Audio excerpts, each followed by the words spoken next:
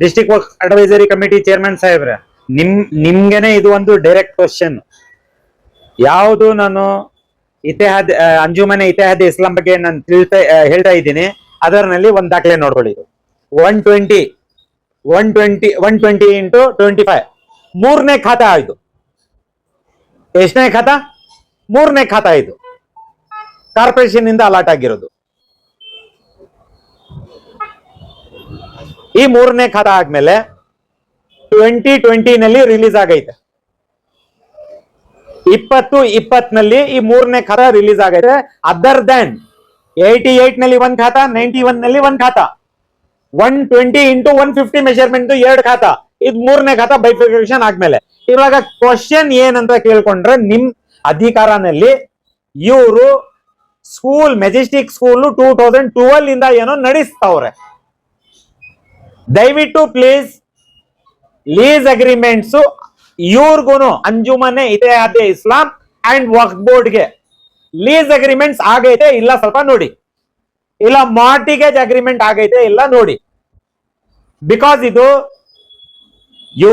ನಾನು ಏನಂತ ಹೇಳೋಣ, ಇವ್ರದ್ದು ಏನು ಪ್ರತಿಷ್ಠಿತದ ಆಸ್ತಿ ಇಲ್ಲ, ಇದು ಪಬ್ಲಿಕ್ ಆಸ್ತಿ. ಇದು ಇವ್ರ ಜನಕ್ಕೆ ಸೇವೆ ಮಾಡ್ಬೇಕಾಗಿರೋದು ಆಸ್ತಿಯಿಂದ. ಲೀಸ್ ಅಗ್ರಿಮೆಂಟ್ ಯಾ ಮಾರ್ಟಿಗೇಜ್ ಅಗ್ರಿಮೆಂಟ್ ಇವ್ರ ಹತ್ರ ಇರಬೇಕು. ಮೂಲೆ ದಾಖಲ ಸ್ಕೂಲ್ ನಡ್ಸಕ್ಕೆ, ಪ್ಲೀಸ್ ಹೇಳ್ತಾ ಇದ್ದೀನಿ, ಸ್ಕೂಲ್ ನಡ್ಸಕ್ಕೆ ಮೂಲ ದಾಖಲ ಇದು. ಇದಿಲ್ಲ ಅಂದ್ರೆ ಆಕ್ಷನ್. ಏನ್ ಆಕ್ಷನ್ಗೆ ಹೋಗ್ಬೇಕು, ಹೆಂಗ್ ಹೋಗ್ಬೇಕು, ಶೋಕಾಸ್ ನೋಟಿಸ್ ಇಶ್ಯೂ ಮಾಡ್ಬಿಟ್ಟು ಇವ್ರಿಗೆ ಹೆಂಗ್ ಹೋಗ್ಬೇಕು ಮಾಡಿ.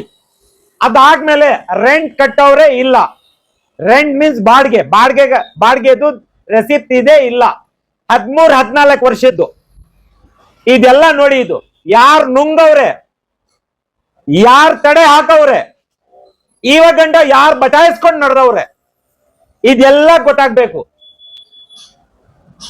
ಸ್ಕೂಲ್ ಬಗ್ಗೆ ನಾನು ಹೇಳ್ತಾ ಇರೋದು ಇದು. ಸ್ಕೂಲ್ ಬಗ್ಗೆ ಅಂದ್ರೆ means not about the educational, school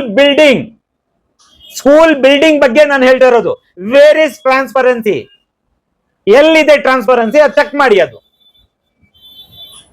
ಇದು ಬೀಯಿಂಗ್ ಎ ಚೇರ್ಮನ್ ನಿಮ್ನಲ್ಲಿ ಬರ್ತದೆ, ಇದು ನಿಮ್ ಕಂಟ್ರೋಲ್ ನಲ್ಲಿ ಬರ್ತದೆ, ನಿಮ್ ಅಧಿಕಾರಿನಲ್ಲಿ ಬರ್ತದೆ. ಇದು ಹೆಂಗ್ ಹೋಗ್ಬೇಕು, ಯಾರ್ಯಾರು ಮಾಡವ್ರೆ, ಹೆಂಗ್ ಮಾಡವ್ರೆ ನೋಡಿ. ನಾನು ತಪ್ಪಿರ್ಬೋದು, ನಾನು ಹೇಳಲ್ಲ. ನಾನು ಅಕಸ್ಮಾತ್ ಹಿಂಗ್ ಹೇಳ್ತಾ ಇದ್ದೀನಿ ಅಂತ ಹೇಳಿದ್ರೆ ಇವ್ರು ನಂಗೆ ಇನ್ಫಾರ್ಮೇಶನ್ ಕೊಡ್ಲಿಲ್ಲ. ಸ್ವಲ್ಪ ನೀವೇ ವಿಚಾರಿಸಾದ್ಮೇಲೆ you have to go for the action.